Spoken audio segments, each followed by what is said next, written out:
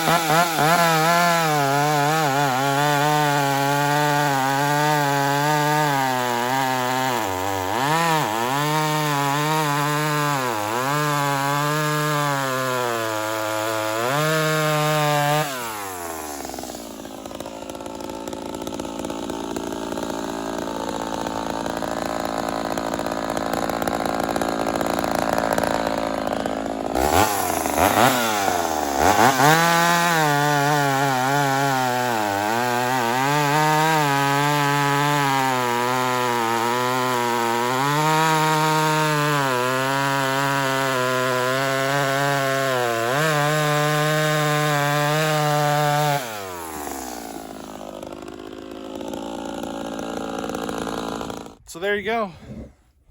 I think you got an idea of how much torque this saw has now. At least you got a better idea now. And I'll tell you, it runs good. I think the chain is just a little too aggressive is all. Bellhopper thinks we should go with a race chain and see what happens. If I do that, it'll be on a smaller bar. But let's go ahead and sharpen it up and get rid of, let's change some of these angles up and see what happens, Smooth it out a little bit, help the RPM stay up a little more. I think we'll pick up some RPMs and it'll probably cut even faster. I'm still impressing myself, I think. This saw feels like an 80cc saw, a 70, 80cc saw, so it's running really good. I'm pretty I'm pretty happy about it. But anyway, let's get this chain sharpened up and see what happens. Alrighty.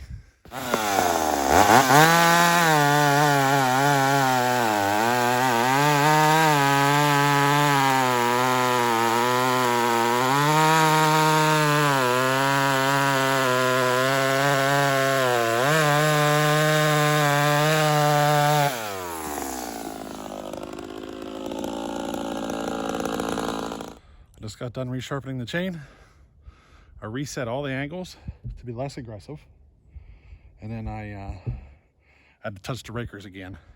Now, let's make some cuts on that same piece of wood and see what happens. And then I'll run side by side here at the end of the video so you can see a comparison of the two. Alrighty.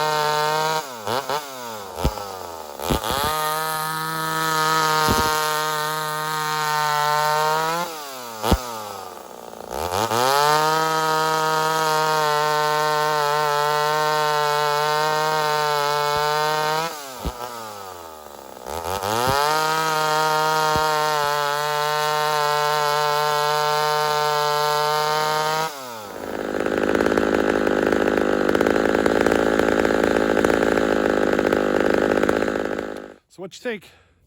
I made some extra cuts there, if you noticed. I did lean it out a little bit. I didn't like it.